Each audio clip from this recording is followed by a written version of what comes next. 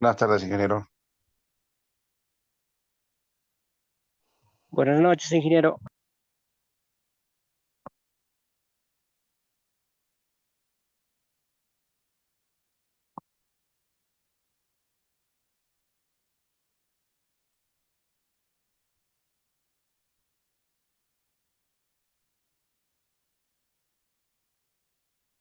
Bueno, muy buenas tardes con todos y cada uno de ustedes. El día de hoy vamos a tener un tema muy importante correspondiente al Decreto Supremo 034/2023, que es la última modificatoria que ha tenido el Reglamento de Seguridad y Salud Ocupacional en Minería, ¿no? Refiriéndonos o enfocándonos, lógico, al Decreto Supremo 024/2016, ¿correcto? Entonces, este decreto supremo 024 del año 2016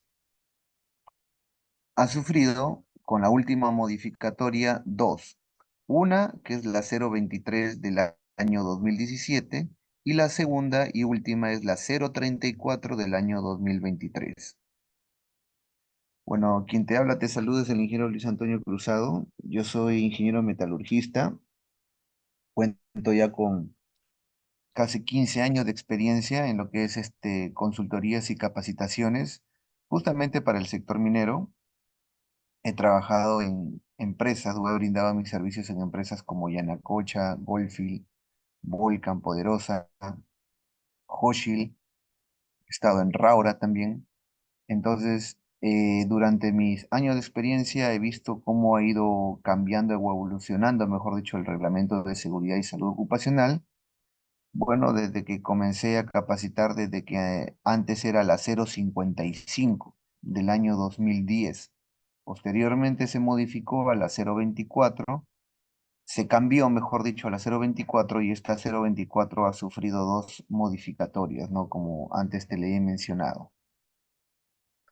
Entonces queríamos enfocarnos más que todo para poder iniciar en esta modificatoria que ha tenido el Reglamento de Seguridad y Salud Ocupacional en lo que es el tema de minería.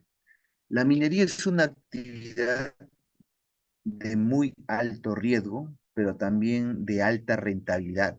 Muchas veces los dueños y accionistas empujan a los planificadores a desarrollar planes mineros para maximizar las riquezas para sus accionistas, descuidando la seguridad de las personas y de los bienes físicos. Si bien es cierto, tiene esta característica la minería, que prácticamente es la materia prima para los equipos, por ejemplo, tecnológicos que hoy en día tenemos, ¿no? Celulares, laptops, incluso también para la transmisión de energía eléctrica. Nosotros nos llega a nuestra casa corriente eléctrica gracias a los generadores, a los cables eléctricos, que también son materia prima de la minería, y muchas otras cosas que forman parte de nuestra vida y que han sido fabricadas con lo que se extrae de la minería. Entonces, entendamos de que la actividad minera es una de las principales actividades económicas de un país. Aquí en el Perú representa más del 50% con respecto a las exportaciones que realiza el Perú. Es decir, de cada 100 cosas que vende el país, la mitad es del sector minero, ya sea productos metálicos o productos no metálicos.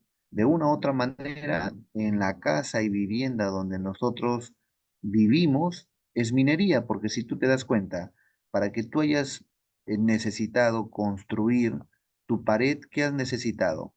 Has necesitado de ladrillo. El ladrillo es elaborado de minería no metálica, de la bentonita, de la arcilla. Has tenido que necesitar de fierro.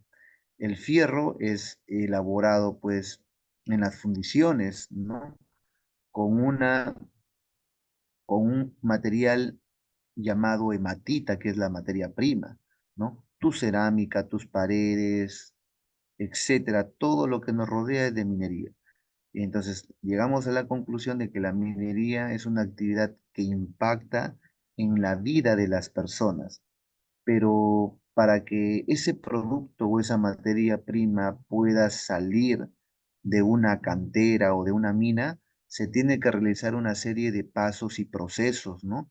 Y dentro de esa serie de pasos y procesos, una serie de actividades y sus tareas. Durante la ejecución de esas actividades y tareas es lógico que las personas nos veamos expuestos a los riesgos presentes en el lugar de trabajo, producto lógico de las características de las actividades que nosotros desarrollamos. Es así que se llega a la conclusión de que la minería es un sector muy importante para la economía del país, pero que entraña muchos peligros y riesgos a los cuales cada gobierno debe de enfocarse netamente en el tema de la prevención. Por eso es que vienen estas situaciones de modificatorias o de cambios que va habiendo en los reglamentos, ¿no? Un cambio en el reglamento es como un cambio de estrategia para poder, en este caso, combatir esos peligros y riesgos que atañen a todos los que trabajamos en el sector y que permitirán de una u otra forma mitigar o disminuir la severidad de los eventos en caso que se produzcan, ¿no? Entonces es muy importante tenerlo en cuenta. El gaseamiento es uno de los principales riesgos en el ciclo de trabajo minero. Entre los principales gases que causan gaseamiento tenemos ausencia de oxígeno. La disminución de oxígeno en el aire, menos del 19.5% de volumen en el aire, produce asfixia y se genera por desplazamiento del mismo frente a otros gases. Dióxido de carbono, CO2, asfixiante simple, el cual se puede acumular junto a otros gases en labores abandonadas. Su límite máximo permisible es de 5000 ppm. Monóxido de carbono, CO, asfixiante químico, producto de la combustión incompleta de los equipos. Su límite máximo permisible es de 25 ppm en el medio ambiente. Otro gas asfixiante es el metano, que también es un gas combustible. Intoxicación. Cuando tenemos concentración de gases nitrosos producto de la voladura y H2S generados por el desprendimiento de gas en aguas de mina y termales. Gases nitrosos, NO, NO2. Son gases tóxicos e irritantes. Se producen por la combustión, la detonación de los explosivos y por la operación de equipos diésel. Los seres humanos no somos capaces de percibir la composición del oxígeno, así como la de otros gases en el medio ambiente. ¿Qué hacemos entonces? Aquí en la mano tengo una caja de fósforos y un medidor de gases. ¿Cuál de estas dos herramientas nos sirve para prevenir accidentes por riesgo de gaseamiento? Programa de prevención de gaseamiento, asfixia y protección respiratoria. Empecemos recordando que el aire está compuesto por los siguientes elementos químicos: 79% de nitrógeno, 20% de oxígeno y 1% de otros gases inertes.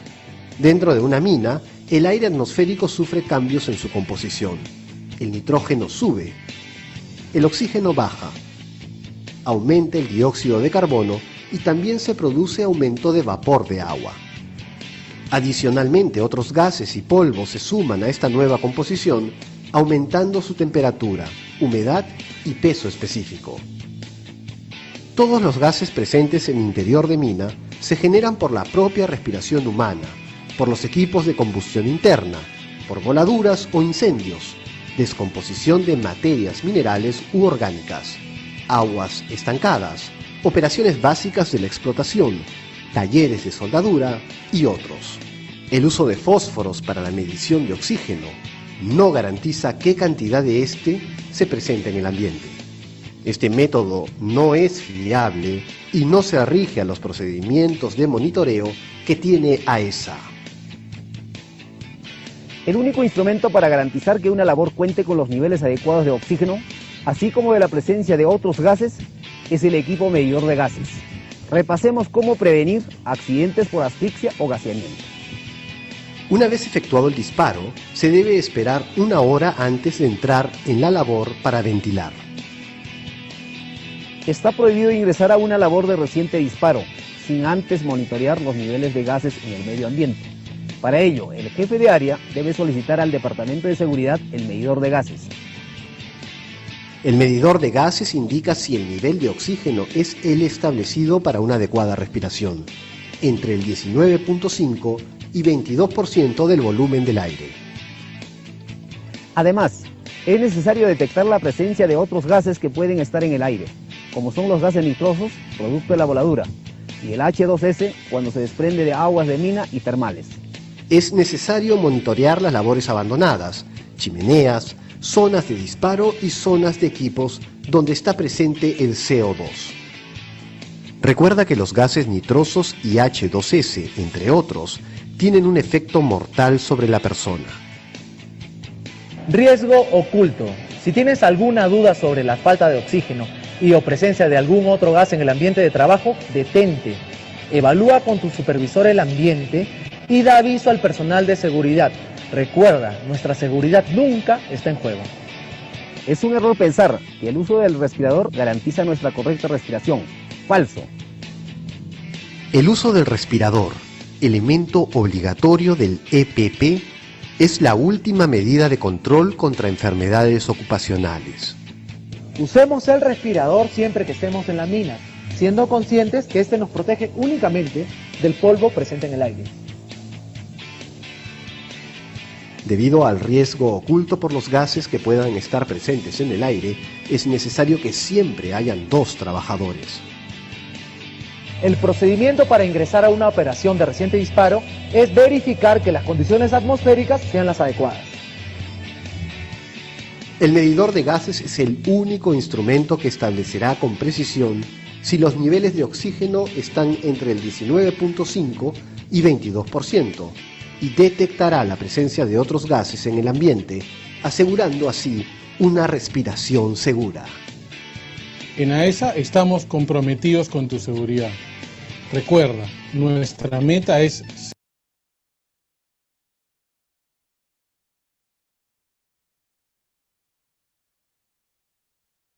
Entonces, como ya hemos visto en el video, te das cuenta que las actividades en minería engendran muchos peligros, sobre todo si estamos hablando de minería subterránea, porque la extracción del mineral mayormente puede ser a tajo abierto cuando el tipo de mineral lo amerita, es decir, se encuentra en superficie, en veta, o puede ser subterránea cuando está, en este caso, en el corazón de la tierra. La diferencia entre una extracción subterránea y una superficial es la ley. Lógico que hay mayor ley cuando tú extraes el mineral de manera subterránea, pero los peligros y los riesgos también son diferentes en una minería subterránea con una minería superficial. Hemos dado cuenta, pues, que en la minería subterránea realmente estos peligros y riesgos son muy altos. El tema del gaseamiento es muy peligroso. ¿Por qué? Porque se encuentran en ambientes atmosféricos agresivos, donde existe deficiencia de oxígeno, la presencia de gases tóxicos, como el monóxido de carbono, donde pueden morir asfixiados las personas. Entonces, si a esto le sumamos la poca supervisión de organismos inspectores que vigilen el fiel cumplimiento, en este caso, el fiel cumplimiento de la legislación vigente, este riesgo de hacer planes mineros demasiado exigentes que obliguen a excavar el macizo rocoso más allá de los límites y criterios geotécnicos lo hace un peligro tanto para la vida humana y en este caso estamos viendo que existe un área abierta mayor que los criterios que aconsejan para ese nivel de profundidad cercana a los 1000 metros, lo que demuestra escaso control de este riesgo. Entonces, muy importante tener en cuenta estos puntos, ¿correcto? Con respecto sobre todo a la minería subterránea, ¿correcto? ¿Qué más nos indican? Si una empresa no tiene un plan minero apropiado a sus restricciones técnicas impuestas en el laboreo subterráneo, tales como la geología estructural, mediciones de calidad de roca, ventilación, fortificación, zonas o refugios de emergencias para su personal, significa que la empresa estará exponiendo a todo su personal a un peligro inminente, a que queden atrapados en el interior de la mina por cualquier evento geomecánico. La geomecánica es el estudio del macizo rocoso. Uno de los principales riesgos de trabajar en un socavón no solamente es el tema del gaseamiento, sino también el tema de desprendimiento de la roca, es decir, el techo o las paredes se pueden venir abajo. Lo que sucedió en la mina San José, en Chile, en el año 2010, cuando quedaron atrapados mineros dentro justamente de la mina, ¿no? Entonces, estas empresas estarían exponiendo a su personal a un peligro inminente de quedar atrapados en interior mina por cualquier evento geomecánico tales como el estallido de roca, desprendimiento de columnas de roca, planchones, además de los famosos incendios que muchas veces suelen ser fatales. ¿Y por qué suelen ser fatales los incendios? Eso es fácil de deducir porque cuando se quema un objeto comienza a emanar gases tóxicos, ¿correcto? Gases tóxicos. En un incendio nos enseñaron a evacuar, por ejemplo, a gatas o prácticamente rampeando. ¿Por qué? Porque del nivel de tu cintura hacia abajo, el aire está más limpio. Del nivel de tu cintura hacia arriba, el aire está mucho más contaminado. Entonces, si hay un incendio en interior mina, es lógico que va a emanar gases tóxicos. Y como el recinto es cerrado, confinado, va a haber poco escape de estos gases y se van a quedar en el interior provocando asfixia en los trabajadores. Una minera, cuando pasa los niveles de 500 metros de profundidad, se sabe de que el riesgo geomecánico al que se enfrenta será mucho mayor. Por esta razón, la planificación minera enfrenta el desafío de hacer planes de desarrollo y de explotación que no solamente deben otorgar riquezas a los dueños, sino también maximizar la seguridad de los trabajadores ante cualquier exigencia. La vida es primero. En planificación, la apertura de la mina es una ley minera. Como mínimo, cada yacimiento subterráneo debe de contar con al menos dos accesos a interior de mina, precisamente para que no ocurra lo que lamentablemente aconteció en la mina San José, que solo poseía un acceso, ya que la otra podría considerarse como tal, pues solo cumplía la labor de ventilación, y podemos decir entonces que aquí se violó el principio fundamental de la ingeniería de minas, explotar, pero teniendo como prioridad el cuidado de la vida humana.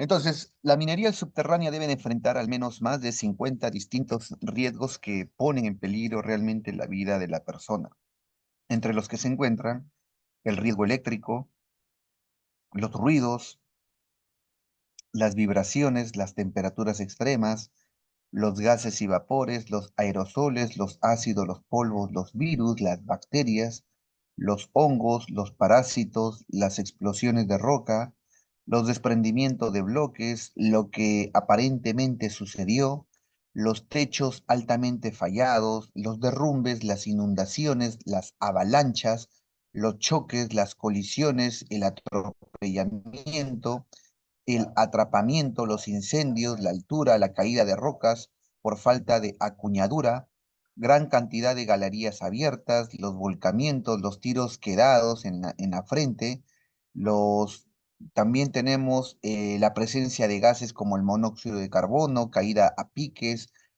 faltan muchos más, pero la idea es dejar patente que la sistemática de la explotación minera es un proceso complejo que debe darse con la seguridad como foco estratégico, eliminando, lógico, o mitigando los riesgos que al parecer todos olvidan, ¿no? Entonces es muy importante tener en cuenta esos puntos cruciales, importantes que nosotros tenemos que tener, ¿correcto?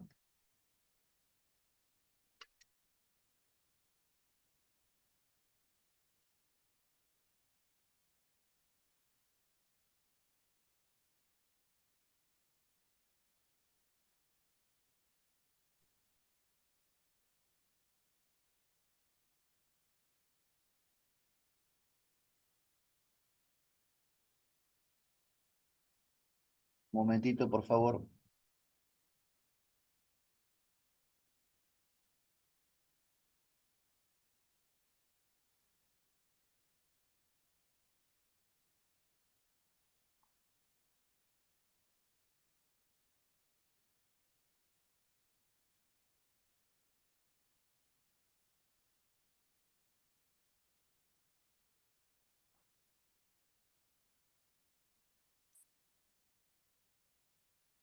Siguiente. Aunque la industria minera emplea solamente el 1% de la fuerza laboral mundial, aunque el sector minero a nivel mundial emplea solamente el 1% de la fuerza laboral mundial, genera el 8% de los accidentes fatales, imagínate. Derrumbes, explosiones, aire tóxico y temperaturas extremas son algunos de los peligros más extremos que pudiese ocurrir en minería subterránea. Sin embargo, la minería no tiene que ser insegura si se brindan capacitaciones adecuadas y se adecúa el equipo de protección correcto cuando cuando está en el sitio, y los accidentes deben de minimizarse, y los avances en equipos de seguridad también han visto caer la tasa de mortalidad. Comprender y ser consciente de su entorno en su paso crucial para prevenir lesiones en el sitio. Hemos numerado una serie de riesgos a tener en consideración. Por ejemplo, tenemos uno de los principales peligros en la minería subterránea son las explosiones de minas, ¿no? Que es la número uno. El peor desastre minero ocurrido en Europa fue causado directamente por el metano y el polvo. 1099 mineros murieron en el norte de Francia el 10 de marzo de 1906. Afortunadamente esto es algo poco común, pero lamentablemente cuando sucede causa daños catastróficos y el mayor número de víctimas debido a los espacios confinados dentro de una mina. Es importante estar consciente de los muchos gases peligrosos que incluyen el sulfuro de hidrógeno, el monóxido de carbono, el metano, el dióxido de carbono, y estos gases pueden ocurrir cuando no pueden escapar de un acumulador, por lo que es importante asegurar que se haya una ventilación adecuada para que esto no suceda. La piedra caliza también se puede utilizar para prevenir explosiones de carbón y polvo, nos indica, ¿no? Entonces, un caso muy alarmante que sucedió en 1906 en el norte de Francia, donde 1099 personas fallecieron. Luego tenemos el tema también de los famosos derrumbes, ¿no? Que nosotros tenemos o con los que contamos. Los derrumbes, por ejemplo, cuando se trata de minas, puede ser impredecibles, y el riesgo de derrumbe es siempre algo que los trabajadores deben de conocer. Acciones tan pequeñas como las vibraciones de los pasos de las personas hablando pueden conducir a estos eventos realmente catastróficos. El colapso de una mina puede provocar que las personas queden atrapadas o vivas, aunque las minas se han vuelto mucho más sólidas estructuralmente debido a los pilares de soporte y las estrictas evaluaciones de seguridad que deben de llevarse a cabo antes de que el trabajo pueda comenzar en cualquier mina. Todavía hay trabajo por hacer cuando se trata de mejorar este peligro. Tenemos también lo correspondiente a la mala calidad del aire. ¿Qué cosa quiere decir la mala calidad del aire? Que la inhalación de polvo o carbón es uno de los riesgos más comunes para un minero y puede convertirse en lo que se denomina el pulmón de minero o pulmón negro también que le llaman. Esta forma de enfermedad profesional está relacionada con la neumoconiosis. Sin embargo, las empresas han implementado medidas para evitar esto durante varios años.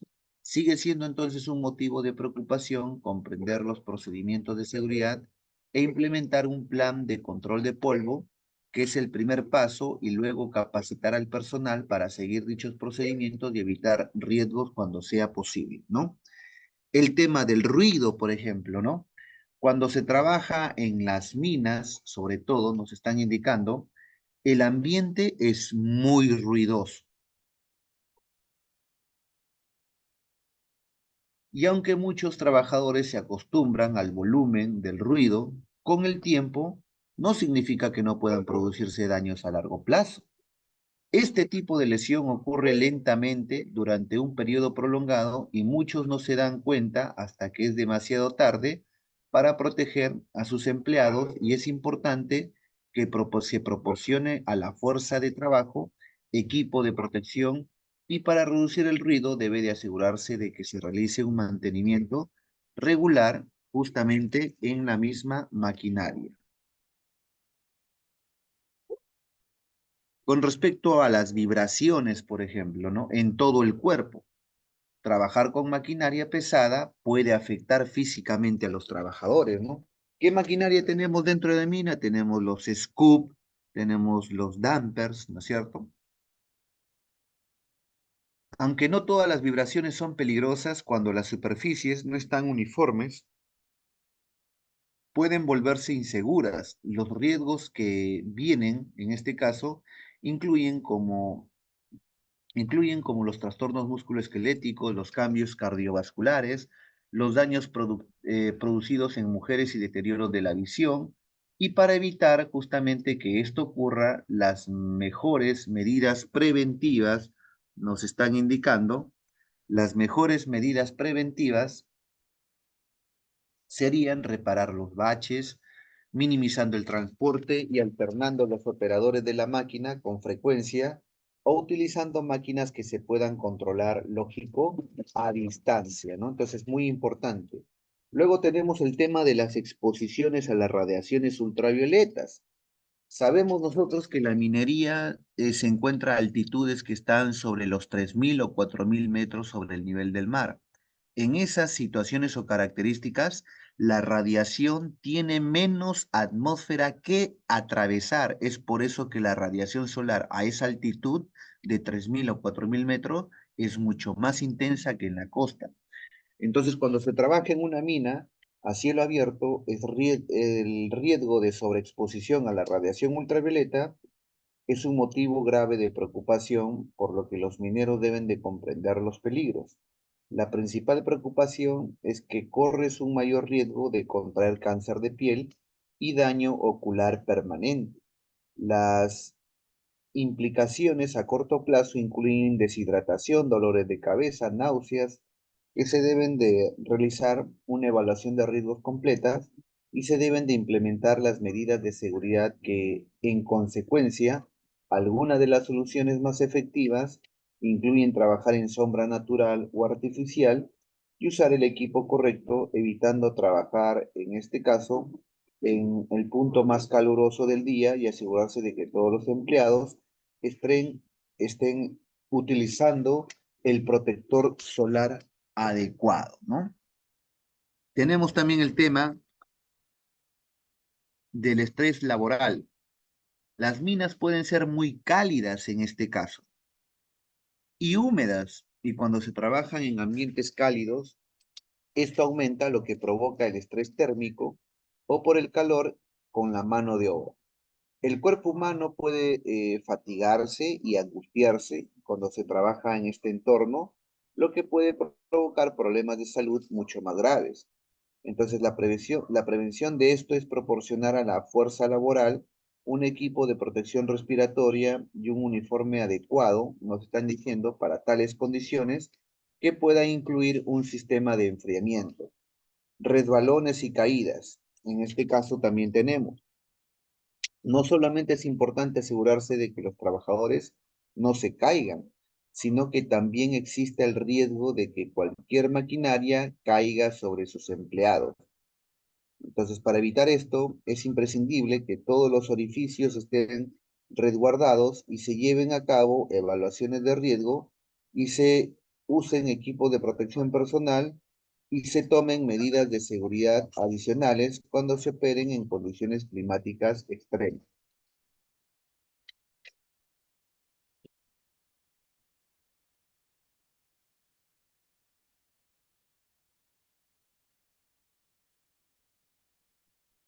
Tenemos una línea de tiempo sobre el reglamento de seguridad minera, es decir, cómo ha evolucionado este reglamento de seguridad minera.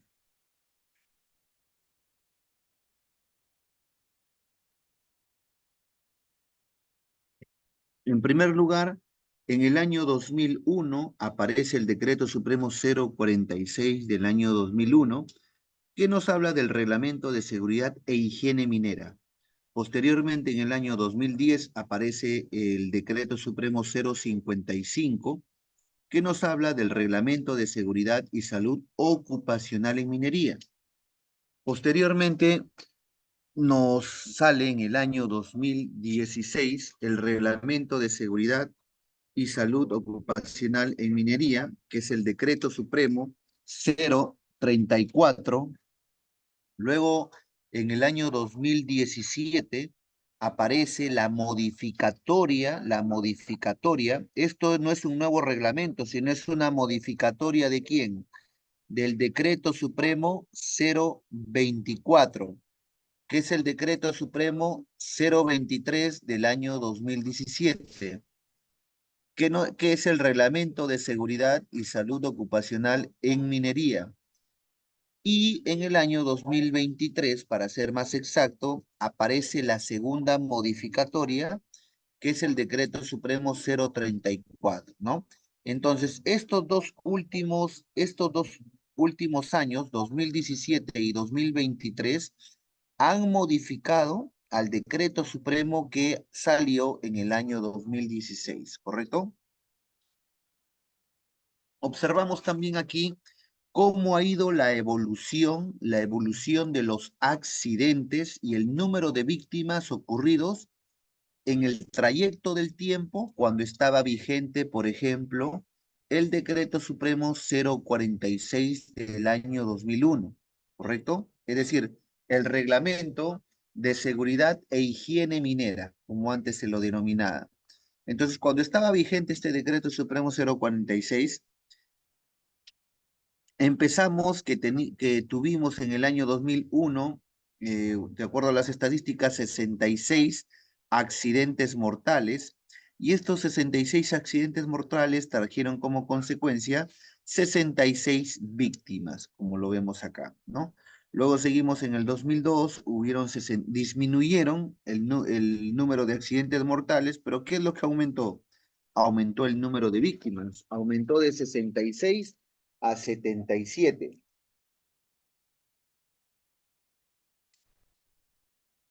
Luego tuvimos acá, en el año 2003, 49 accidentes mortales versus 54 víctimas, ¿no? Y así como ustedes habrán visto, hasta la culminación en el año 2009, donde tuvimos solamente 49 accidentes mortales que trajo como consecuencia 56 víctimas. Esto es cuando estaba vigente el Decreto Supremo 046. Hubieron 569 accidentes mortales que produjeron 619 víctimas. Luego, para el año 2010, cuando sale a la luz el nuevo reglamento de seguridad minera, que es el Decreto Supremo 055, se indicó lo siguiente. Se tuvo acá realmente 249 accidentes mortales que produjeron 280 víctimas, ¿correcto? Y finalmente tuvimos en el año 2000, tuvimos en el año 2016 el Decreto Supremo 024 y su primera modificatoria, donde aquí tuvimos 236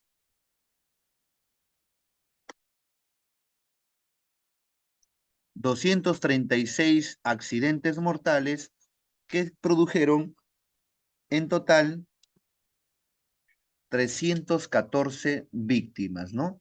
Entonces, como ustedes verán, ha habido situaciones en que realmente los reglamentos han disminuido o han mantenido de una u otra forma el número de accidentes, ¿correcto?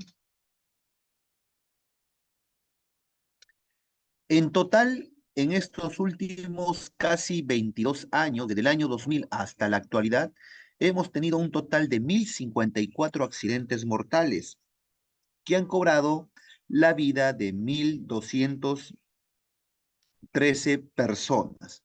Entonces, la gran pregunta, oye, ¿qué está sucediendo, no? ¿Por qué tantos accidentes? Si bien es cierto, el tremendo esfuerzo que hace el gobierno, las empresas, para poder implementar, muchas veces no es suficiente, porque lo que desencadena un accidente es una mala actitud o un comportamiento inadecuado del trabajador. Entonces nos damos cuenta de que las personas son lo que desencadena prácticamente todo, ¿no? Por ejemplo, en el año 2023, el año pasado nada más hubo una situación de 27 personas fallecidas en una mina en el sur del país.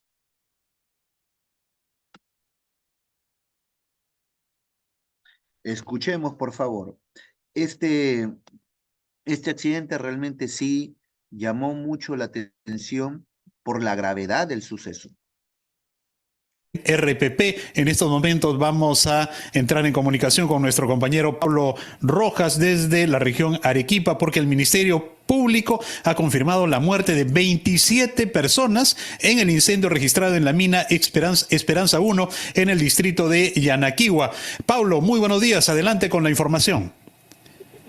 ¿Qué tal, Carlos? Buenos días, directo e indirecto. Así es, nos encontramos en el distrito de Yanaquigua, en la provincia de Condesuyos, en la región Arequipa, donde hace unos momentos el fiscal Giovanni Matos ha confirmado la muerte de 27 personas, producto de un incendio ocurrido al interior de la mina Esperanza 1, esto en el distrito de Yanaquigua, exactamente a unos 30 minutos del centro del distrito de Yanaquigua, donde ha ocurrido esta emergencia. El Ministerio Público, reiteramos, confirmó la muerte de 27 personas producto de este incendio.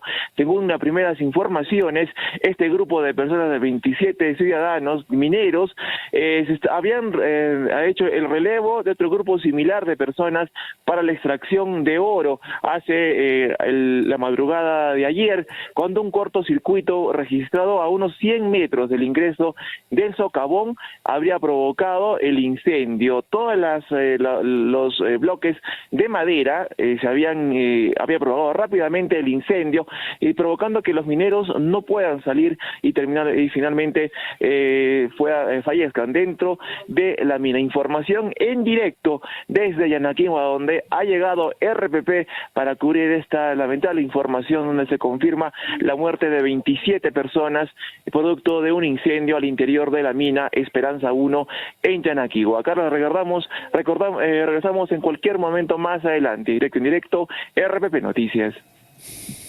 Qué triste realmente. Muchísimas gracias, Pablo, por la información. Entonces se confirma la muerte de 27 personas en el incendio que se ha registrado en la mina Esperanza 1 en el distrito de Yanaquigua, en la región Arequipa. 27 vidas que se han perdido, ¿no? Esto tras un accidente ocurrido en esta mina. 27 familias que están enlutadas, ¿no? Y a quienes les enviamos nuestras condolencias realmente por esta irreparable pérdida. Nosotros vamos a continuar informando sobre los detalles. Tenemos ahí en esta localidad a nuestro compañero Pablo Rojas, que en el transcurso del día nos va a ir actualizando la información.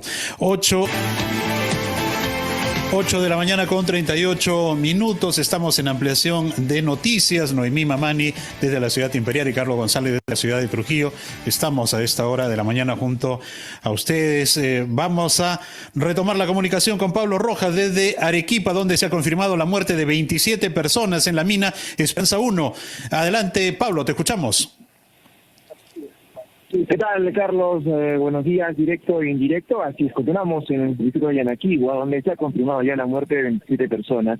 Esto fue, Carlos, debido a que la madrugada de ayer se reportó el incendio de una mina al interior, el incendio de una mina, el incendio al interior de una mina en el sector de Yanaquigua, la mina Esperanza 1, y luego hoy ya el Ministerio Público ha confirmado la muerte de 27 personas producto de este incendio. Al lugar también han llegado algunos familiares de uno de los primeros de las primeras personas que ha sido reconocido como la primera víctima, ¿no?, mortal de este incendio. Vamos a hablar justamente con alguno de los familiares. Mira cómo estamos, buenos días. Estamos en directo para RPP y todo el país nos escucha. Usted es familiar de una de las víctimas que ha llegado, que ha fallecido en este incendio. No, sí, la verdad que ante todo, muy buenos días. Estamos muy indignados por todo lo que ha pasado. Somos nosotros de la ciudad de Acapuno. Y apenas se han enterado del incidente. Nos enteramos a las 7 de la noche, nos enteramos y nos venimos toda la noche, hemos viajado. Y la verdad pensando que no, ya inmediatamente llegar, no, y hacer, la gestión se quisiera, pero la verdad nosotros nos quedamos, ni siquiera hay policía, están la policía de rescate de fiscalía, pero nos enteramos que la policía criminalística no está acá y sin ellos no tienen actuar. Y la verdad es que hasta que no venga la policía criminalística, no van a poder entrar a la mina a recuperar los cuerpos. Pero no van a poder entrar, y esto ya son más de 2 días que esto ha pasado, y la verdad indigna la lentitud de estas autoridades. Es su hermano, ¿no? Mi hermano Francisco. No, yo soy Francisco, mi hermano Federico Idmo. Bueno, ¿él cuándo llega acá a trabajar a la mina en Yanaquigua? Ya está más o menos hace 3 meses. Recién 3 meses de trabajar. ¿Y tenía contacto con ustedes? ¿Le dijeron de las condiciones en las cuales laboraba? No, claro, siempre nos manifestó que era bien riesgoso trabajar y estará un par de meses más y ya me voy a retirar. Eso es lo que no me manifestó. Pero él deja a través de familia, hijos, esposos. Sí, dejó una viuda y 2 hijos huérfanos. ¿Pequeñitos son de la edad? No, ya están en secundaria, 16 años, de 19 años. Señor Francisco, retire por favor el pedido a las autoridades para que puedan agilizar los trabajos de recuperación del cuerpo. Por favor, no, hasta pedirle un favor, suplicarles, ¿no? Por favor, que actúen de una vez, ¿no? Ya hay familias que están desesperados en su tierra y imagínense sin saber cuándo van a ver ¿no? De repente hay gente que no tiene dinero o que no tiene las condiciones para poder viajar, están desesperados, me imagino, en la tierra para poder saber qué va a ser de ellos y la verdad nos indigna y suplicamos por favor a las autoridades competentes que agilicen este acto, que sea dentro del día, por favor, no que ya no hagan sufrir más a la familia. Muchísimas gracias, señor Francisco. Inés es uno de los primeros familiares que ha llegado desde la ciudad de Puno, ¿no?, hasta el sector de Yanaquigua, para luego desenterrar a este lamentable hecho de la muerte de 27 personas, Carlos, la coordinación del Ministerio Público, y están esperando y pidiendo que se pueda agilizar los trabajos para la recuperación de los 27 personas que han fallecido al interior de la mina Esperanza 1. Regresamos más adelante, Carlos, en otro momento. Pablo, tú en estos momentos te encuentras en la comisaría. ¿A qué distancia está la mina donde ha ocurrido el accidente? Aproximadamente unos 40 minutos desde la comisaría de Yanaquigua hasta la labor minera, ¿no?, que es una parte, es un terreno muy agreste, es una montaña, cerros, y en medio de todo ese cerro se ubica esa labor minera Esperanza 1, que es donde ha ocurrido este lamentable accidente, Carlos. Si nos podría dar algunas características de esta... Saludas. Adelante, Noemí, adelante. Sí. No, gracias, Carlos. Pablo, no solamente para destacar el trabajo que estás realizando, porque en realidad son horas de viaje. Tú has tenido que desplazarte desde las 2 de la mañana. Más o menos, ¿a cuánto de distancia de mismo Arequipa se encuentra este sector, la mina, en el sector de Yanaquigua, ¿no? Yanaquigua. Sí, Yanaquigua está aproximadamente a 8 horas, un poco más de la ciudad de Arequipa. En ese momento vamos a ir con el fiscal, que ha salido el fiscal Giovanni Matos. Adelante, vamos. En este caso estamos hablando de una mina formal. Una mina formal. Doctor, ¿se confirma la muerte de esa cantidad de personas? Sí, sí. Ahora, doctor, ¿qué trabajos van a realizar a partir de ahora? Primeramente tenemos que ver que el lugar donde se encuentran los fallecidos se encuentra segura para personas policiales, una legal y fiscal que vaya a intervenir en las diligencias de demorar al menos un par de horas todavía que pueden iniciar la recuperación del cuerpo. Correcto, obviamente el personal especializado tiene que determinar si es seguro o no seguro, ¿no? Porque obviamente hay que primar la seguridad física, ¿no? O la integridad física de las personas que vamos a intervenir en las diligencias. Queremos que sea... Es la información que se tiene.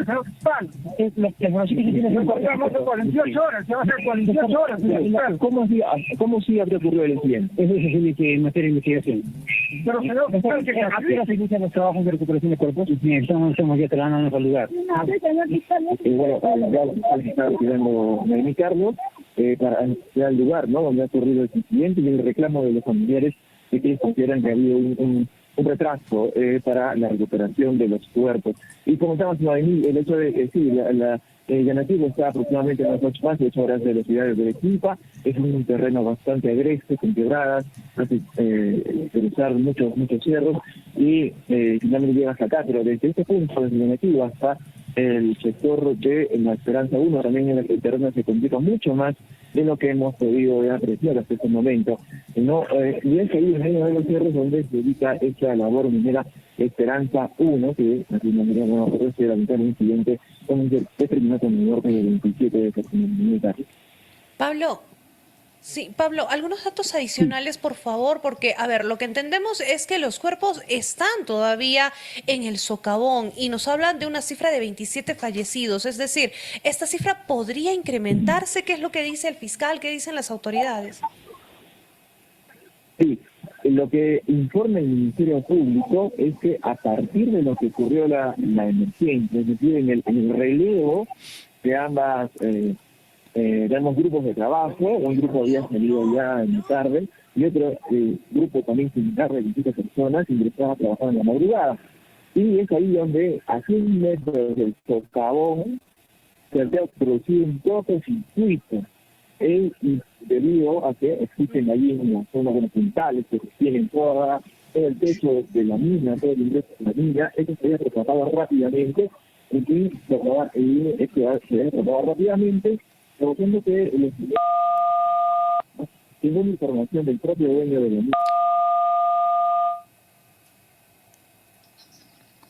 A ver, estamos conversando con Pablo Rojas, sí, estamos hablando con él, vamos a seguir dialogando con él, nos está hablando que, y lo que entendemos, que esta cifra de 27 fallecidos está basada en el cambio que han hecho con el relevo que han hecho con los trabajadores que anteriormente estaban trabajando en este socavón. En breve vamos a regresar con Pablo Rojas y toda la información desde Arequipa, donde realmente ha pasado una tragedia. Carlos, amigos, 27 personas confirmado, según la información del Ministerio Público, que han fallecido al interior de un socavón. Mina formal, Esperanza 1 en Yanaquihua, Arequipa. Regresamos con más.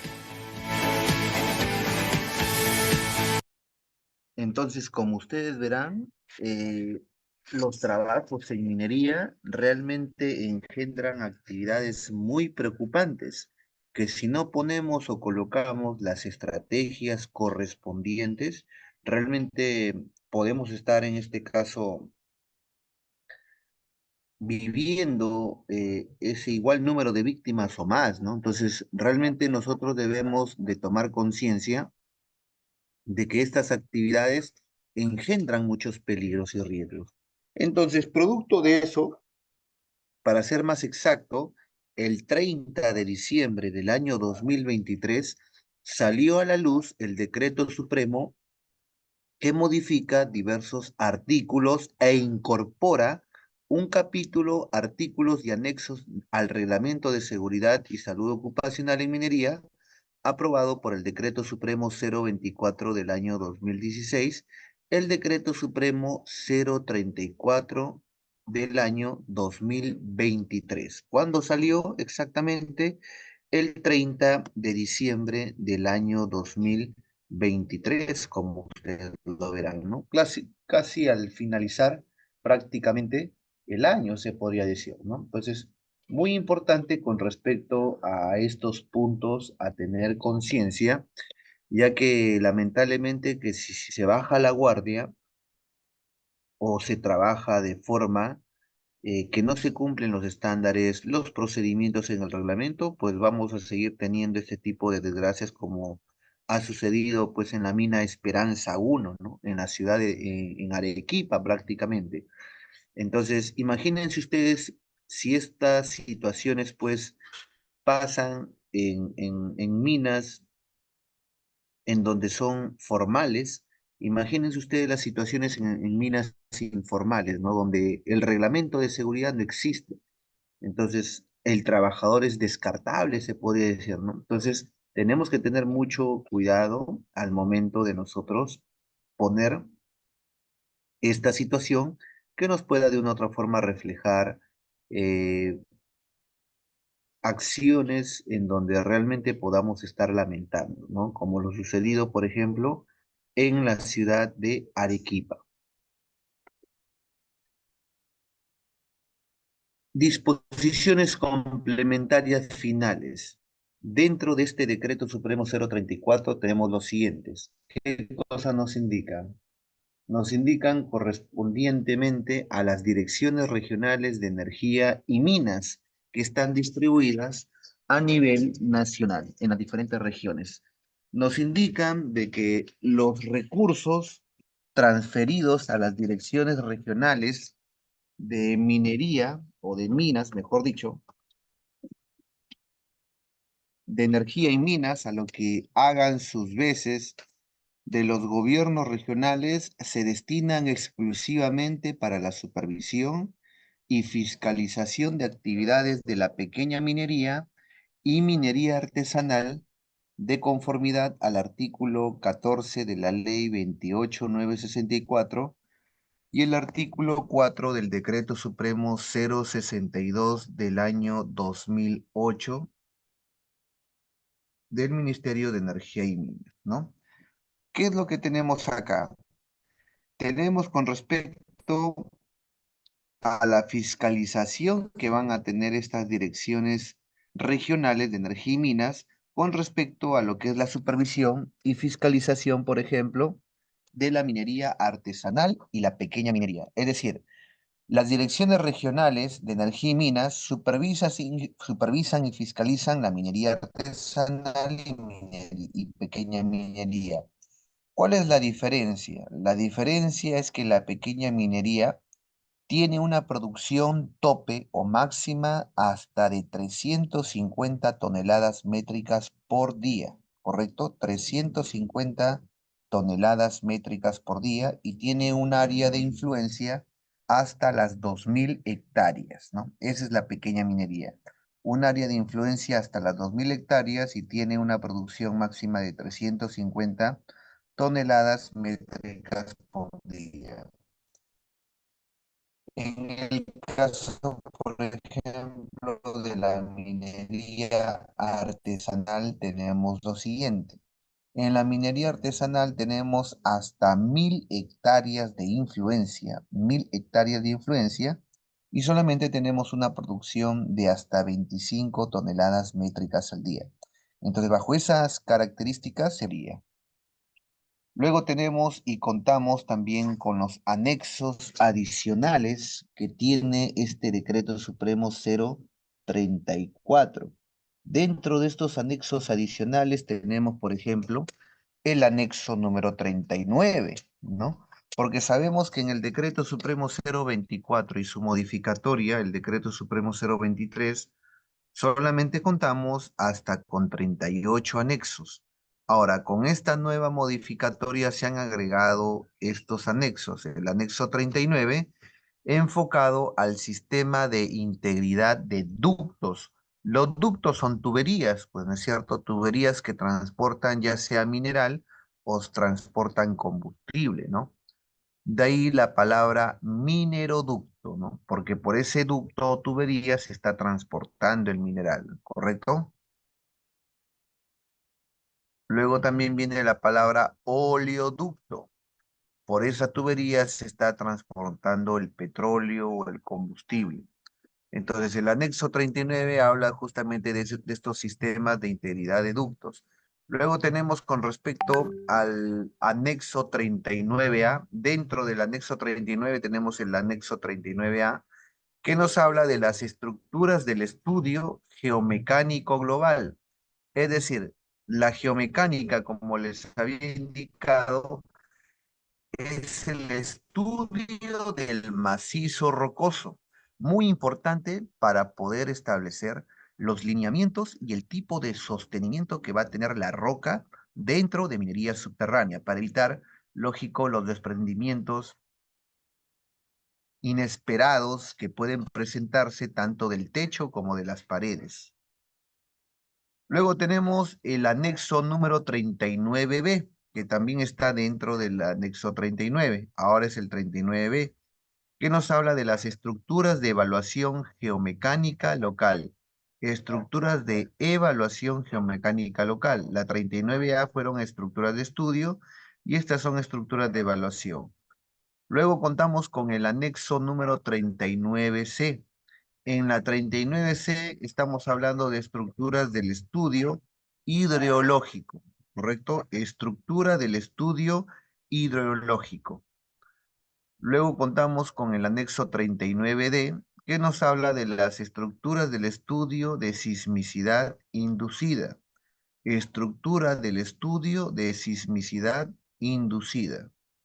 Posteriormente tenemos el anexo 40, que nos habla del contenido mínimo del estudio de estabilidad física de un depósito de relaves, ¿correcto? Contenido mínimo del estudio de estabilidad física de un depósito de relaves. Luego contamos con el anexo 41, que nos habla del contenido mínimo del estudio de estabilidad física de un depósito de desmonte. La anterior fue un depósito de relaves, ahora este es un depósito de desmonte. Luego contamos con el anexo 42, que nos habla del contenido mínimo del estudio de estabilidad física, pero de una pila de lixiviación. Las pilas de lixiviación son prácticamente acumulaciones de mineral, donde desde la parte superior se comienza a regar el mineral con un producto químico, en este caso llamado cianuro y agua, ¿no? Por eso es la palabra lixiviación. Luego contamos con el anexo 43, que nos habla de los monitoreos geotécnicos de los depósitos de relaves, ¿no? Los monitoreos geotécnicos del depósito de relaves. La geotecnia también es el estudio del suelo, de la tierra, ¿no? Para ver si realmente esa cancha o depósito de relave reúne las condiciones adecuadas para soportar y almacenar la cantidad de relaves que son depositados de manera diaria. El OSINERMIN. ¿Qué cosa es el OSINERMIN? Es el organismo supervisor de la inversión en energía y minería. ¿Qué nos indica con respecto a este OSINERMIN? El OSINERMIN aprobará el procedimiento para la presentación de reportes periódicos sobre las condiciones de los depósitos de relaves y la interpretación de su monitoreo geotécnico conforme a lo previsto en el artículo 323 y el artículo 418 del presente reglamento. El OSINERMIN es la autoridad fiscalizadora realmente del sector en inversión en energía y minería. ¿Qué más nos indican? Nos indican con respecto a las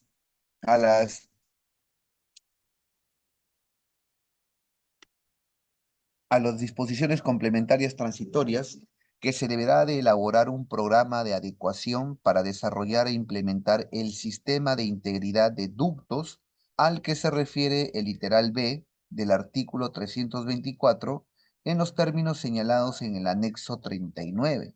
el plazo de implementar el sistema de integridad de ductos no debe ser mayor a los 5 años. Es decir, tienen 5 años para que las mineras puedan elaborar un programa de adecuación para desarrollar e implementar un sistema de integridad de ductos, es decir, de tuberías. Mira, eso es lo que nos está indicando el nuevo reglamento.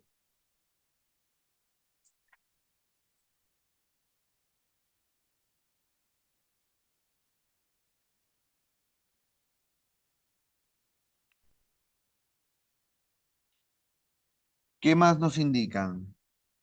Con respecto al programa de adecuación para desarrollar e implementar el sistema de integración de ductos, la gerencia general del titular de la actividad minera o el órgano que haga sus veces dentro de la unidad minera o unidad de producción será quien apruebe este programa de adecuación para desarrollar e implementar este sistema.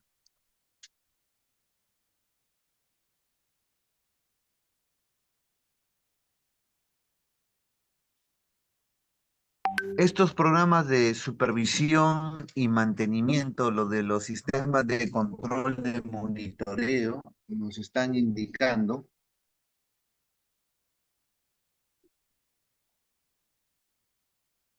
estos programas de supervisión y mantenimiento de los sistemas de control, de monitoreo, de operación, de monitoreos topográficos, de verificación de puntos de control, de presiones de control periódicas o de desgaste de ductos y el protocolo de respuestas de emergencia, se debe de elaborar un informe técnico. Hasta que se acredite el cumplimiento del programa de adecuación para el desarrollo e implementación de este sistema de integridad de ductos, se debe de implementar programas de supervisión y programas de mantenimiento y sistemas de control de monitoreo de operación y de monitoreos topográficos y de verificación de puntos de control de presiones de control periódico de desgaste del ducto y el protocolo de respuesta a las emergencias que se puedan presentar. La tecnología empleada para llevar a cabo los programas y sistemas antes mencionados debe ser avalada por un informe técnico en el que se acredite su eficacia y eficiencia técnica para evitar, lógico, la ocurrencia de los accidentes.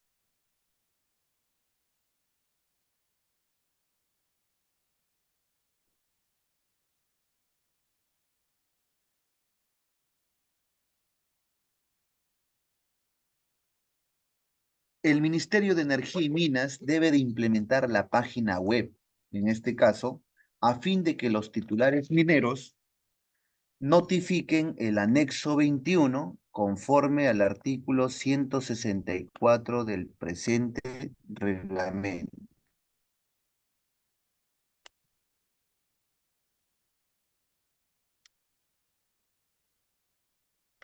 Algunas recomendaciones de seguridad.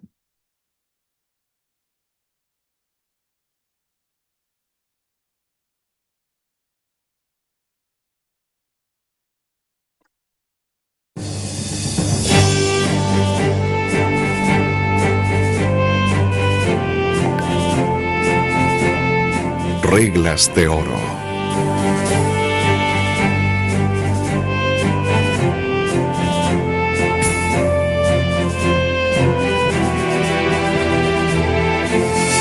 Las reglas de oro nacen en las distintas empresas para evitar la ocurrencia de accidentes en aquellas tareas críticas y o acciones peligrosas donde se han registrado históricamente el mayor número de accidentes graves o fatales en la industria extractiva minera.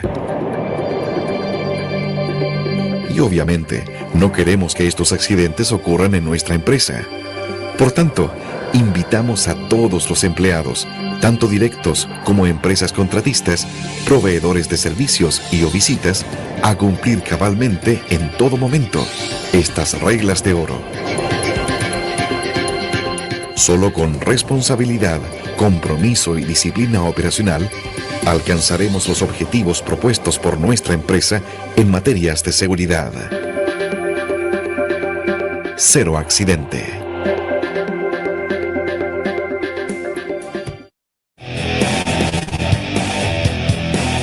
Regla de oro número 1.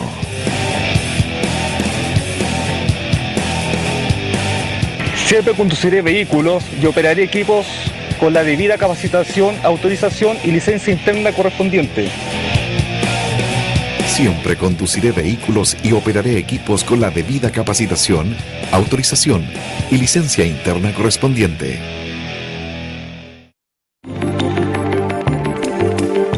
Regla de oro número 2.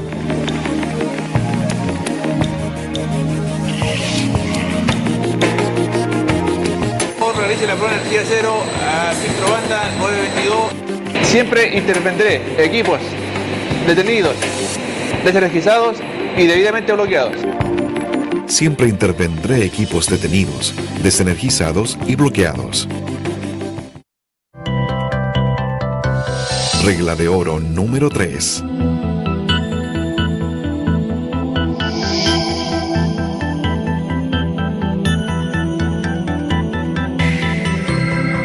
Siempre conduciré vehículos y operaré equipo a la velocidad permitida en vías públicas y privadas. Siempre conduciré vehículos y operaré equipos a la velocidad permitida en vías públicas y privadas. Regla de oro número 4.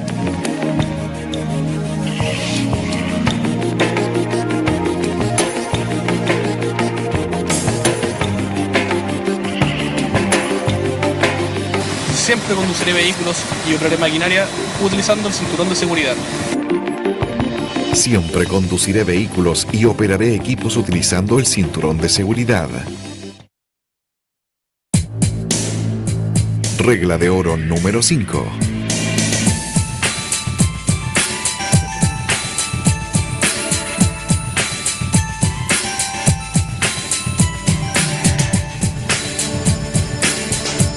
Siempre trabajaré utilizando todos los elementos de protección personal.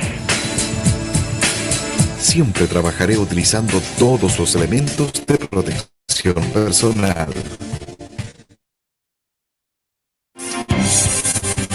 Regla de oro número 6.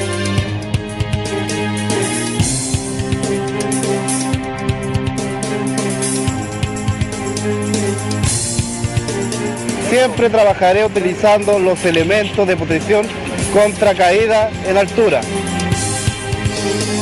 Siempre trabajaré utilizando todos los elementos de protección contra caídas para trabajos en altura. Regla de oro número 7.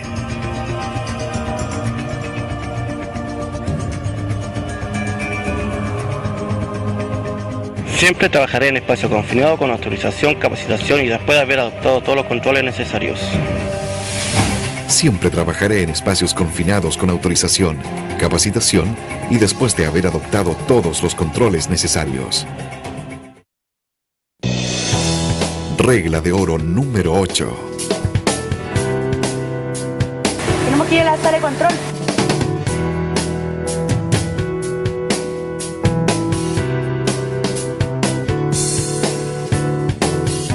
Nunca trabajaré bajo los efectos del alcohol y o drogas. Nunca trabajaré bajo los efectos de alcohol y o drogas.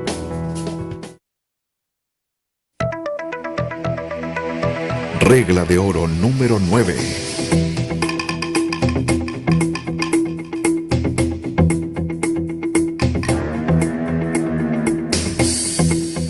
Siempre operaré equipos de izaje de carga, estando capacitado y autorizado. Siempre operaré equipos de izaje de cargas estando capacitado y autorizado. Regla de oro número 10.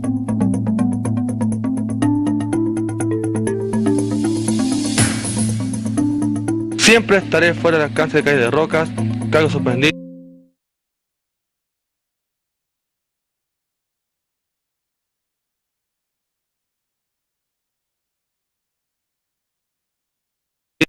Producción de materias por tornadura y partículas incandescentes. Siempre estaré fuera del alcance de caída de rocas, cargas suspendidas, proyección de materiales por tronadura y partículas incandescentes.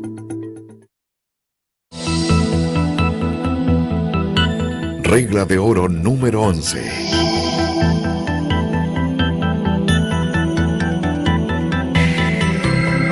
Siempre procuraré no interponerme en la línea de fuego de vehículos o partes de equipos en movimiento. Siempre procuraré no interponerme en la línea de fuego de vehículos o partes de equipos en movimiento.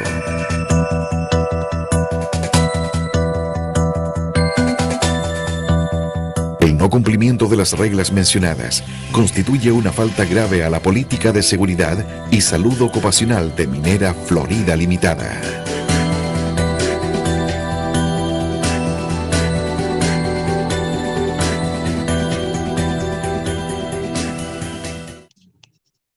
Bueno, y tenemos acá justamente que este decreto supremo 034 del año 2023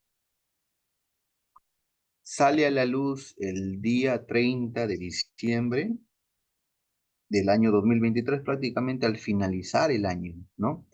Y nos deja 180 días calendario, 180 días calendarios contados desde el día siguiente a la fecha de la publicación, ¿verdad? ¿Para qué? Para podernos adecuar, ¿correcto? 180 días, prácticamente 6 meses.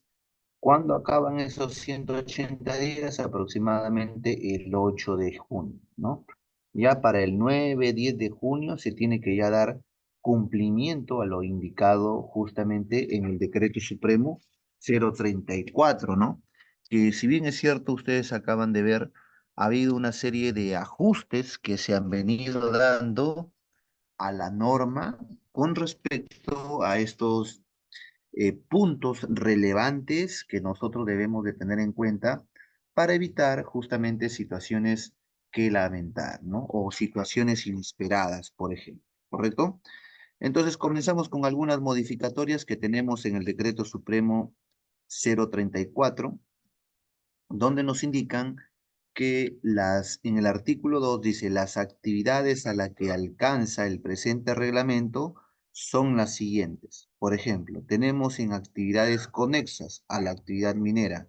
¿Qué cosa es una actividad conexa? Una actividad conexa viene a ser una actividad que no está desarrollada, no está vinculada, mejor dicho, directamente con la actividad productiva, pero esa actividad es complementaria para poder nosotros llevar a cabo un régimen atípico en el sector minero. Por ejemplo, una de ellas es la actividad conexa denominada transporte de personal.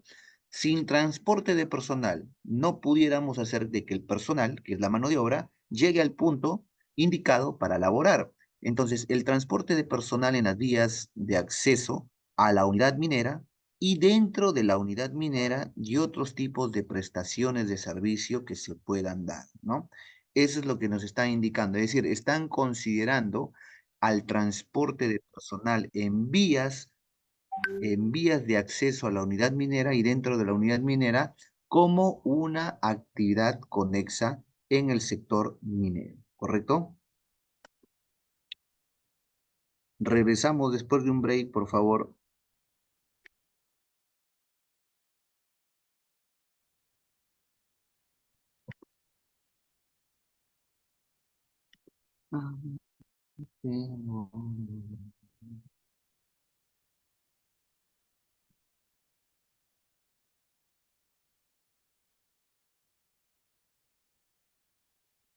Como ya se había mencionado acá justamente en el artículo 2 del Decreto Supremo 034, indica pues como actividad conexa nueva el transporte de personal en vías de acceso para la unidad minera y dentro de la unidad minera y otros tipos de prestaciones de servicios.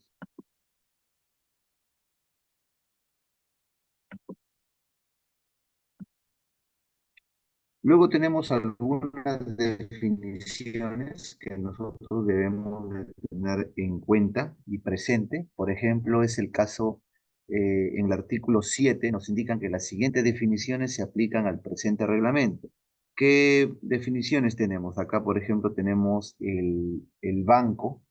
Un banco viene a ser un escalón o una unidad de explotación sobre la que se desarrolla, en este caso, el trabajo de extracción en las minas a cielo abierto. Además, son los niveles en que se divide una explotación a cielo abierto para facilitar el trabajo de los equipos de perforación, cargue y transporte. Esto es con respecto a banco. Con respecto a equipos, son instrumentos, son aparatos, son vehículos o maquinarias para el traslado o transporte de personas, materiales u otros fines que puedan tener la condición de fijo o móvil utilizados para la actividad que alcanza el presente reglamento. Luego tenemos frente. Frente viene a ser la pared normal a las cajas, al piso y techo de cualquier labor donde se realicen las actividades de perforación y voladura para continuar su desarrollo o su avance, nos indica, ¿no? Entonces es muy importante. Tenemos la definición de este nuevo profesional, que en este caso es el ingeniero especializado en geotecnia. El ingeniero especializado en geotecnia es un ingeniero civil de minas o geólogo que debe de contar, nos están indicando, con una experiencia mínima de 5 años en la elaboración de estudios de estabilidad física y o análisis de riesgos geotécnicos y o elaboración de supervisión, ejecución y o operación de proyectos de depósitos de relaves, depósitos de desmontes, tajos y o pilas de lixiviación, nos están indicando, ¿no? Entonces, muy importante también a tener en consideración y en cuenta.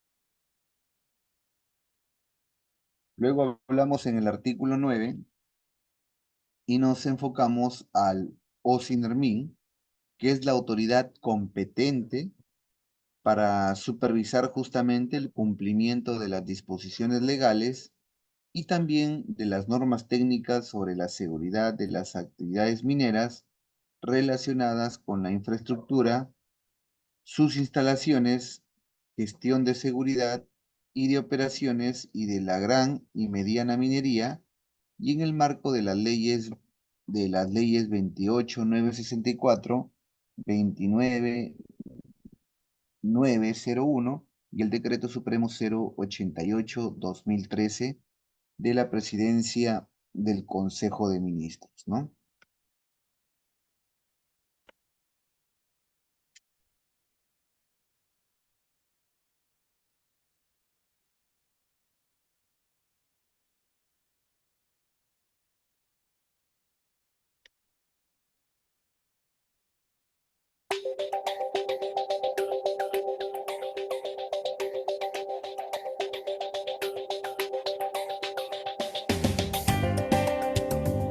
En los últimos años, la minería peruana ha avanzado significativamente y presenta un futuro prometedor debido al desarrollo de importantes proyectos. Proyectos que solo serán sostenibles si se realizan cuidando el medio ambiente y cumpliendo con las normas de seguridad y salud en el trabajo. Para ello, el organismo supervisor de la inversión en energía y minería, OSINERMIN, supervisa y fiscaliza el cumplimiento de las disposiciones legales y técnicas, verifica las condiciones de seguridad de la infraestructura y las instalaciones de la gran y mediana minería en todas sus etapas productivas. Una labor que se suma a la del Ministerio de Trabajo y Promoción del Empleo, responsable de velar por la salud y derechos de los trabajadores mineros, y al del Organismo de Evaluación y Fiscalización Ambiental, OEFA, responsable de fiscalizar el cumplimiento de las normas para proteger el medio ambiente. Las estrategias de supervisión de OSINERMIN consideran La supervisión preventiva que garantiza el cumplimiento de las recomendaciones, mandatos y demás medidas impuestas por OSINERMIN. Y la supervisión especializada que verifica el cumplimiento de las normas de seguridad en 5 especialidades: geomecánica, infraestructura, ventilación, plantas de beneficio y geotecnia. En geomecánica, OSINERMIN supervisa el cumplimiento de las normas de seguridad de las operaciones mineras para prevenir accidentes por desprendimiento de rocas, revisando los métodos de explotación y los elementos de sostenimiento, así como el control de las mallas de perforación y la cantidad de explosivos en voladuras. En ventilación, verifica que los sistemas implementados proporcionen el aire fresco necesario para el correcto desarrollo de las labores subterráneas, asegurando condiciones de trabajo seguro. Se supervisa la emisión de gases de los equipos, ventilación en polvorines, así como las condiciones de uso y seguridad de ventiladores principales, secundarios y auxiliares. En infraestructura, supervisa el cumplimiento de las normas de seguridad minera referidas a los estándares, procedimientos, parámetros técnicos de diseño, construcción y operación del sistema de transporte, maquinarias e instalaciones auxiliares. En las plantas de beneficio, en las que se procesan los minerales provenientes de las minas para obtener el metal deseado, se verifican las normas de diseño, construcción y operación de las diferentes partes de la planta, así como el almacenamiento y manejo de sustancias peligrosas. También se supervisan los equipos contra incendios, sistemas de izaje, escaleras, andamios, barandas, entre otros.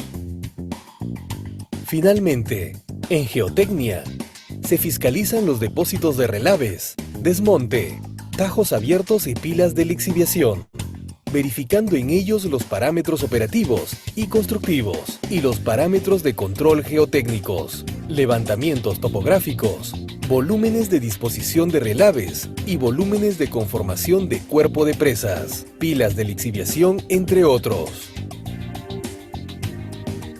Todas estas labores de supervisión y fiscalización realizadas por OSINERMIN han tenido repercusiones positivas en las estadísticas que evidencian la disminución de accidentes en la actividad minera.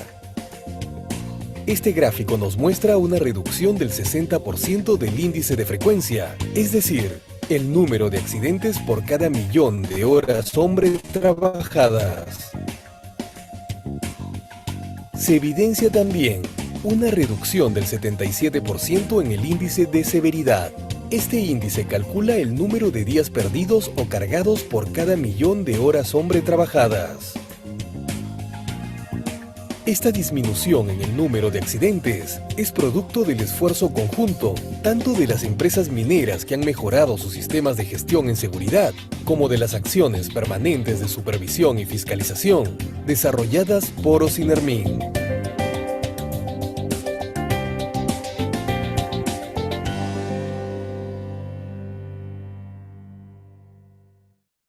En el caso de, por ejemplo, en el artículo 23, nos indican lo siguiente. Nos dicen esto.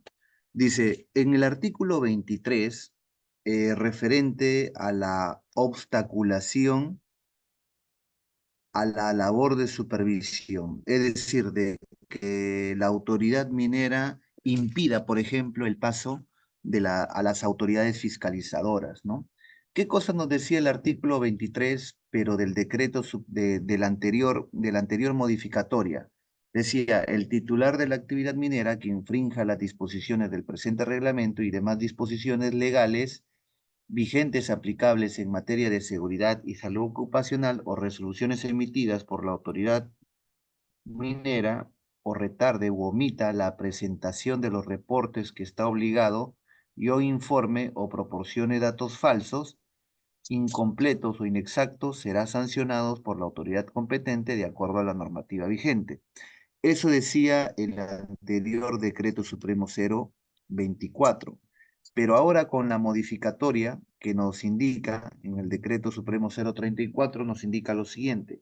El titular de la actividad minera no puede obstaculizar En este caso nos indica que no puede obstaculizar o impedir, ¿no? No puede obstaculizar o impedir el desempeño de la función supervisora y fiscalizadora, siendo pasible de sanción administrativa.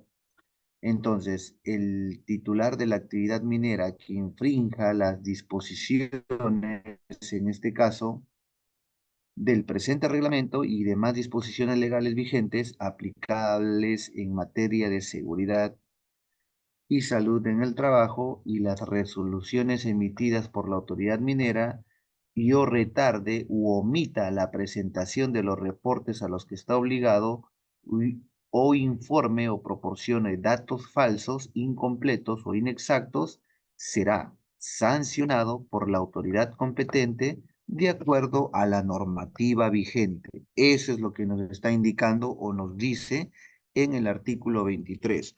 Porque mayormente, pues, las autoridades fiscalizadoras, ¿quiénes son? Son el OSINERMIN, son la SUNAFIL para temas de seguridad, ¿no? Para temas medioambientales, la OEFA.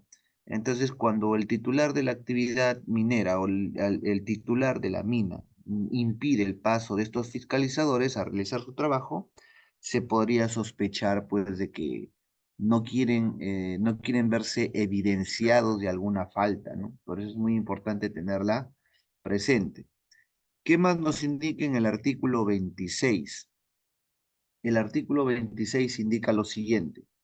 Son obligaciones generales del titular de la actividad minera, en este caso, efectuar inspecciones conducidas por el titular de la actividad minera de forma directa o por terceros especialistas a sus labores mineras para determinar los peligros y evaluar los riesgos a fin de ejecutar los controles respectivos para mitigarlos y o eliminarlos. Entonces nos habla del tema de las inspecciones. Una inspección es un proceso de observación en donde tratamos de identificar algún peligro que pudiese estar presente en un área de trabajo determinada y que podría de una u otra forma influir en algún accidente que pudiese de una u otra forma tener, ¿no? Entonces es muy importante.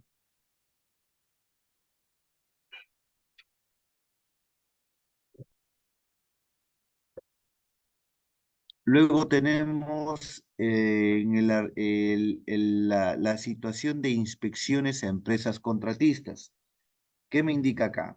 En el artículo 52, las empresas contratistas, bajo responsabilidad solidaria con el titular de la actividad minera, cuando corresponda, proporcionan viviendas a sus trabajadores, la que debe ser supervisada para verificar sus óptimas condiciones de seguridad e higiene antes de ser ocupada e inspeccionada por lo menos con una periodicidad trimestral a cargo del contratista. Las inspecciones conducidas por el titular de la actividad minera de forma directa o por terceros especialistas deben ser inopinadas y de quedar registradas para estar disponibles en caso de ser requeridas por las autoridades lógico competentes que se puedan indicar.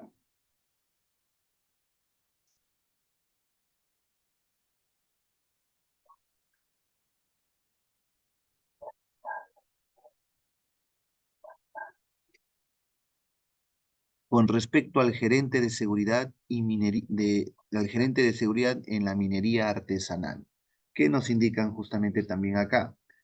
El gerente de seguridad y salud ocupacional en la unidad minera o unidad, en este caso, de producción, en el que se desarrollen actividades mineras a cielo abierto o subterráneas, debe ser un ingeniero de minas, un ingeniero geólogo, un ingeniero químico, un ingeniero metalurgista, un ingeniero de higiene y seguridad o un ingeniero de seguridad industrial y minera, colegiado, habilitado y con una experiencia no menor de 5 años en actividades mineras y 3 años en el área de seguridad y salud ocupacional, con una capacitación o estudios de especialización en estos temas con una duración mínima de 240 horas, ¿no? 240 horas. Entonces es muy importante tenerlo en consideración, 240 horas. Para el caso de la pequeña minería y minería artesanal, el gerente de seguridad y salud ocupacional debe ser un ingeniero de minas, ingeniero geólogo, ingeniero químico, ingeniero metalurgista, ingeniero de higiene y seguridad o ingeniero de seguridad industrial y minera, colegiado, habilitado y con una experiencia no menor de 2 años en actividades mineras y 2 años en el área de seguridad y salud ocupacional con capacitación o estudios de especialización en estos temas con una duración mínima de 120 horas, ¿no? Entonces nos indican que de existir operaciones mineras artesanales en una misma condición minera, los productores mineros artesanales pueden agruparse a fin de designar a un gerente de seguridad y salud ocupacional, debiendo informar dentro de los 10 días útiles a la gerencia o direcciones regionales de energía y minas de los gobiernos regionales la relación de agrupados y la concesión minera y la designación del gerente de seguridad y salud ocupacional y la cantidad de operaciones artesanales y sus respectivas coordenadas de ubicación. Significa que si las operaciones mineras de diferentes minas artesanales están cerca, todos ellos pueden asignar a un solo gerente de seguridad y salud ocupacional, ¿no? Eso es lo que prácticamente nos indica. ¿Qué más nos están indicando o diciendo con respecto al artículo 146? Este artículo 146 me indica lo siguiente. El informe de las auditorías externas debe ser presentada a la SUNAFIL y al gobierno regional correspondiente de acuerdo a sus respectivas competencias, nos está indicando, ¿no? Entonces, la SUNAFIL ya entra también a entallar con respecto a estos informes de auditorías que se vienen de una u otra forma también presentando, ¿no? Entonces, es muy importante también tener en cuenta estas labores que se vienen dando con respecto a estas situaciones.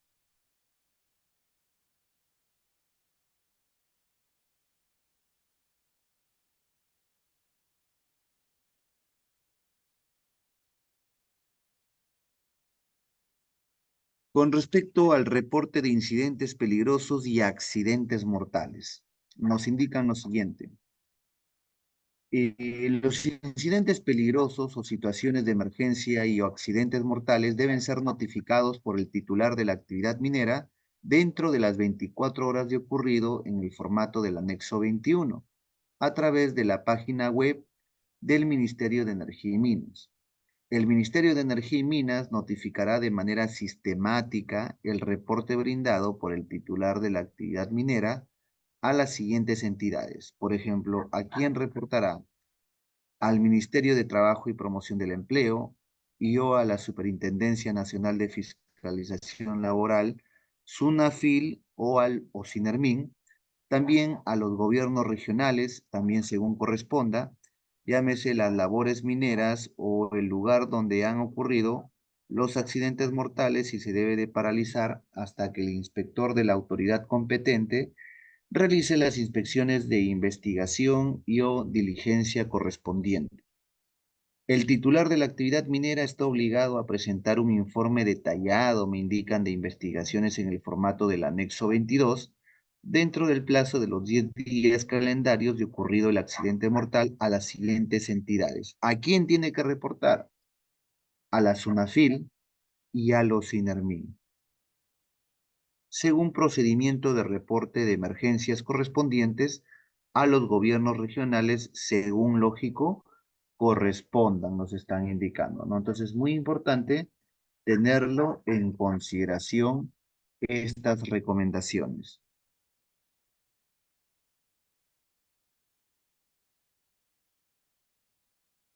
Ingeniero, buenas noches. Una consulta. Adelante, caballero. Ingeniero, ¿es verdad de que la SUNAFIL también ve el tema de los pagos? La SUNAFIL te fiscaliza en temas sociolaborales y en temas de seguridad y salud en el trabajo. Si usted me está indicando en temas de pago, significa incumplimiento de algún tipo de planilla, ¿no? Sí, A los justamente, trabajadores. claro, ingeniero, quiero compartir una experiencia que tengo ahorita y bueno, Por despejarme favor. también una duda, por favor. Ingeniero, yo estaba trabajando con una empresa pasqueña, pues lo que me pasó es de que me deben 2 meses, en los cuales ya pasó como 4 meses ya que no me pagan, entonces yo fui a la SUNAFIL, puse mi denuncia, y en mi denuncia que me dicen, pues me están evaluando, estoy en un tema de inspección, en el cual pues ya lo quieren dar de cortado por el tema de que en caso mío, mi informe que yo tengo, era por servicio. Bueno, yo estaba dando servicios de fotografía. No en sí servicios, ¿no? O sea, estaba trabajando para la empresa. Pero ahora el tema lo quieren archivar por el tema de que me encontraron ese servicio y me dicen de que ese tema creo que ya no nos compete a nosotros. Si estarías en planilla, de repente lo veríamos. Y quisiera también que usted me despeje esa duda, por favor. No sé si es ¿Tú has estado así. en, tú has estado en planilla en la empresa? No estaba en planilla. Sí, había una ficha que nos anotábamos ahí. Sí, Ah, ¿a ti te pagaban por recibos por honorarios? sí, algo así. Hacía giros. Pero tú emitías recibos por honorarios como trabajador independiente.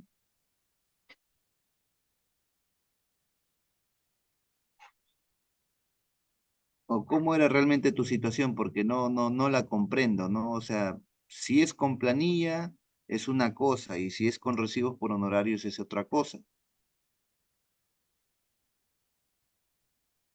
Ingeniero, el tema era de que sí, hacía giros por RH, pero pasa de que en 2 meses no me pidieron, en este caso la empresa no me pidió que yo gire, en el cual normal corrió mis pagos, ¿no? Que me hicieron, digamos, el mes de septiembre y octubre.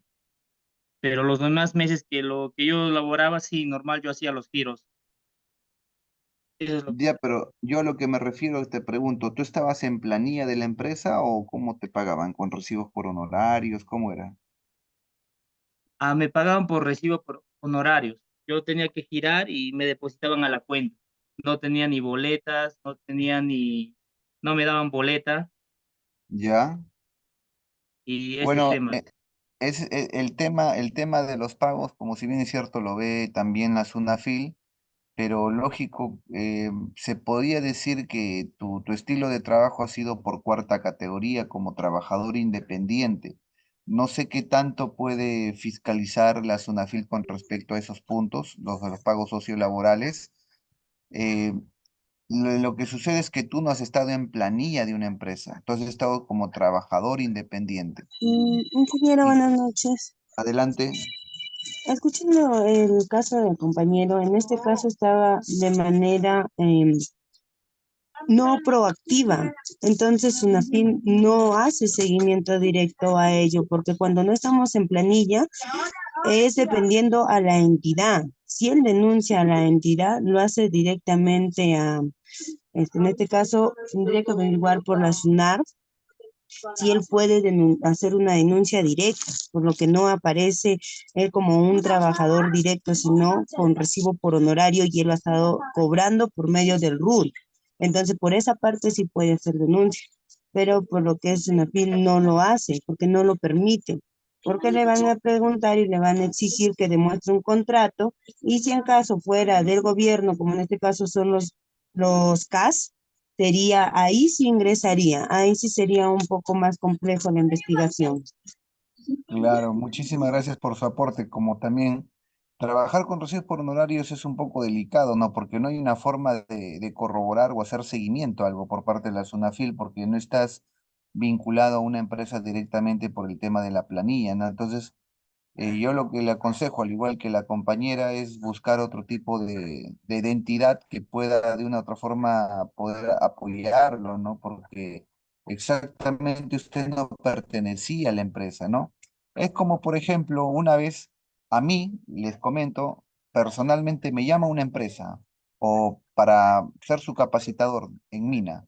Me manda mi pasaje, todo, y cuando llego a ese lugar para presentarme como capacitador, me indican de que no me van a contratar por un tema de falta de presupuesto, lo cual a mí me pareció una burla, pero como no, yo no tenía nada firmado con ello, solamente tenía una situación de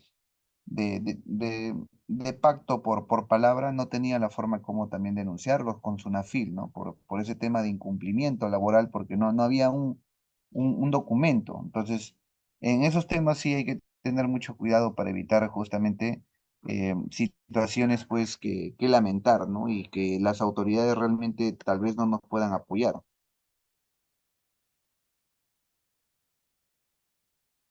Ya, ingeniero, gracias.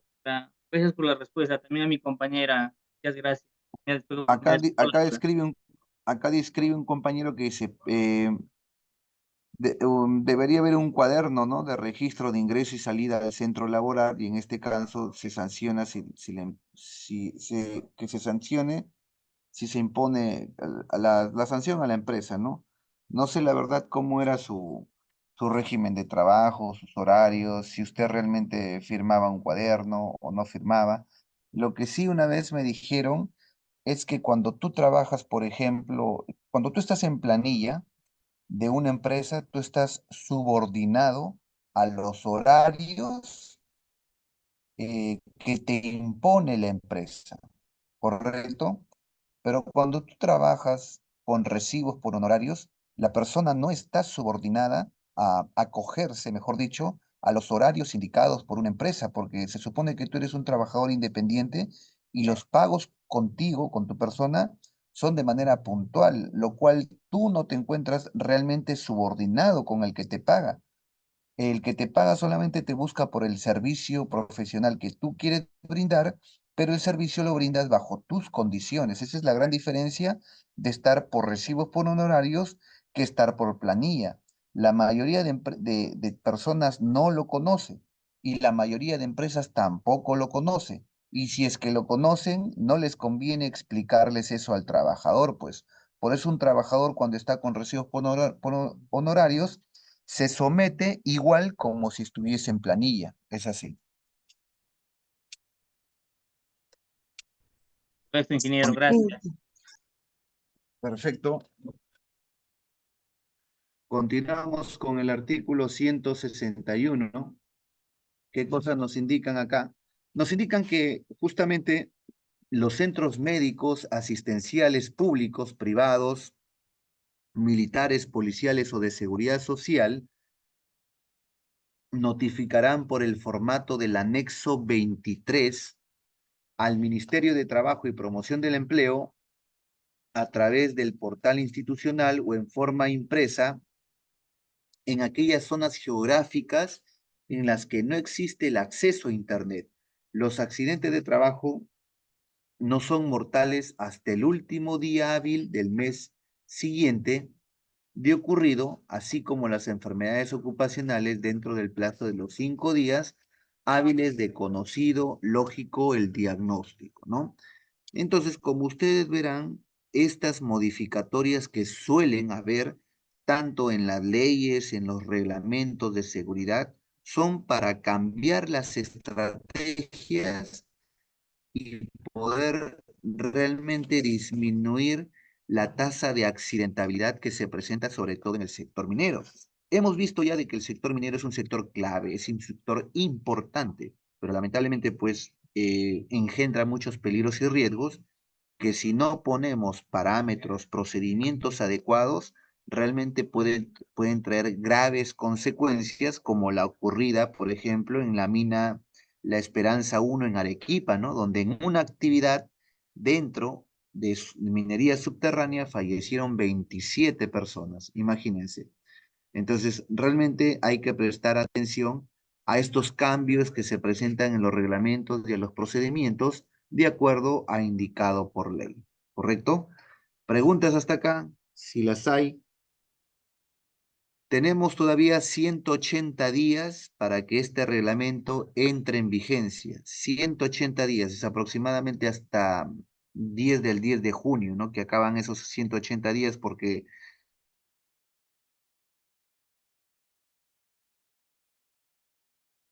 de junio, que yo sospecho más o menos es ahí, ya va a entrar lógico con fuerza, ¿no? Para que esto se pueda realmente implementar en todas las minas, como dijeron también la mayoría, ¿no? De especialistas. Este reglamento o estos dictámenes del reglamento va a afectar más, lógico, a las pequeñas mineras, ¿no? En cambio, a las medianas y a las grandes mineras no va a afectar mucho porque ustedes saben que para implementar estrategias para la seguridad, en este caso para las relaveras y otros puntos que hemos tocado, ¿qué es lo que se necesita? Se necesita inversión económica. Y las pequeñas mineras o las pequeñas empresas son las que carecen de eso. Por eso les va a costar a ellos implementar lo estipulado por la ley, ¿correcto? Si no hubiese más preguntas, muchísimas gracias por su atención y bueno, un excelente domingo y buen inicio de semana. Buenas noches. Ingeniero, gracias.